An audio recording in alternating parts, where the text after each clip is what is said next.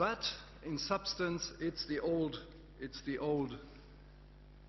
enemy that is foresee as someone who is responsible for all of the suffering that people are facing, especially in times of economic downturn. I foresee, and unfortunately we can witness this, that Jews are the one to be blamed. And that's what we are seeing now in public discourses.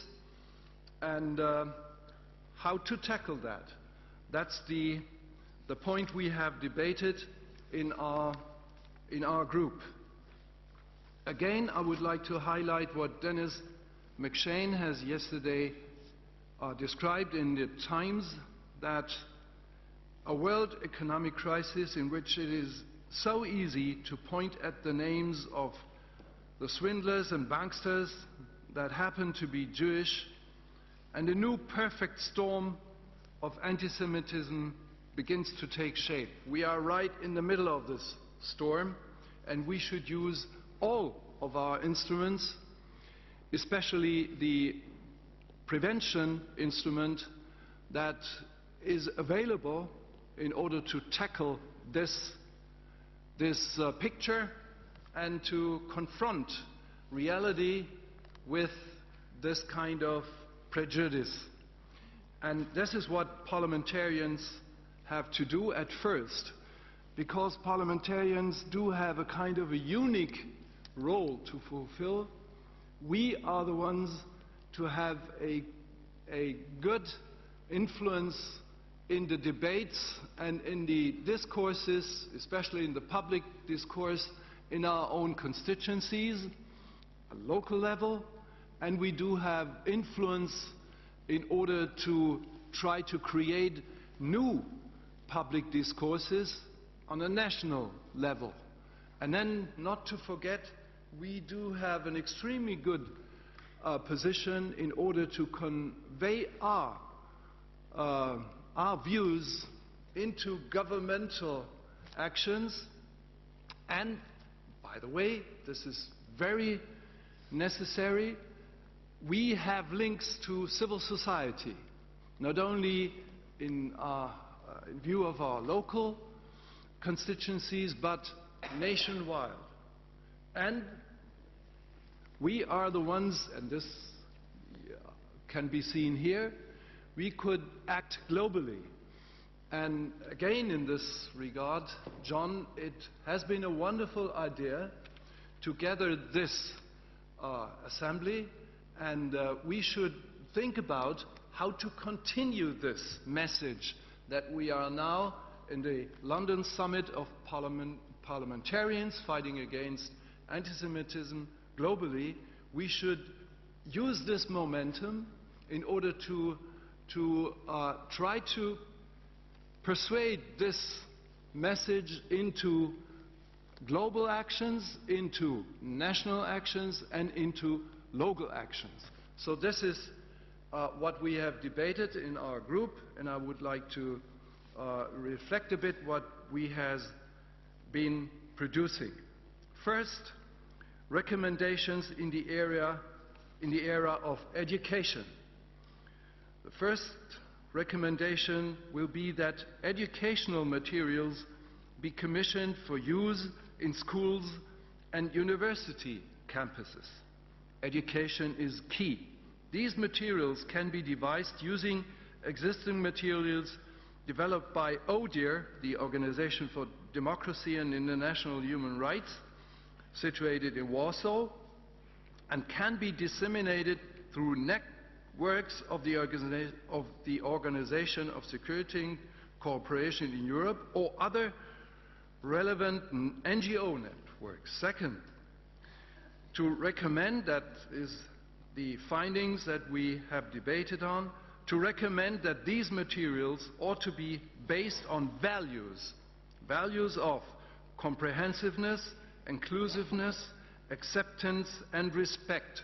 Thirdly, that ICCA, our body here, ought to establish a group of experts to look at what is occurring in curriculum development, that means history, politics, social sciences, and to conduct a transnational review of curricula content at key universities. Fourthly, that a review be conducted to ensure that universities redress the balance between protecting the right of freedom of speech, overarching, on campus, and allowing statements which might lead to incitement of hatred and any groups, extremist language and or threatening behavior. This is a thin line we have to work out, but this new balance has to be produced now.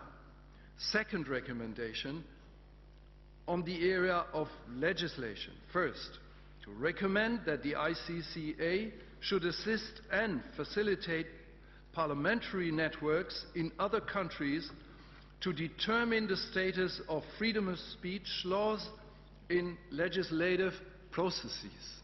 Secondly, that ICCA acknowledges that hate crimes have a different status from other crimes and that there are different systems of legislating, governing these issues based on case law and civil code, respectively. You know that there is a different culture between continental Europe and United States of America and Great Britain, for instance. We have to bridge this, and this is an effort we have to work on. Thirdly, recommendations in the era of media. First, that each government should set up a working parliamentary committee based on the UK model of the all-party parliamentary group against anti-Semitism, and that this group has a designated media spokesperson. Secondly, that one of the key roles of this group would be to review anti-Semitic and unbalanced reporting in the media. The purpose of this designated role would be to liaise between key stakeholder groups, notably public media bodies and independent journalists, and to make them aware of media issues relating to stereotyping. Third recommendation in this field, the all-party group would be responsible for compiling a balanced report on levels of anti-Semitism and respond proactively as and when individual cases are identified. And fourth recommendation, that the media ought to be made accountable for the internal decision processes to ensure that there is a balance in reporting and require that there to be more interaction between communities and media.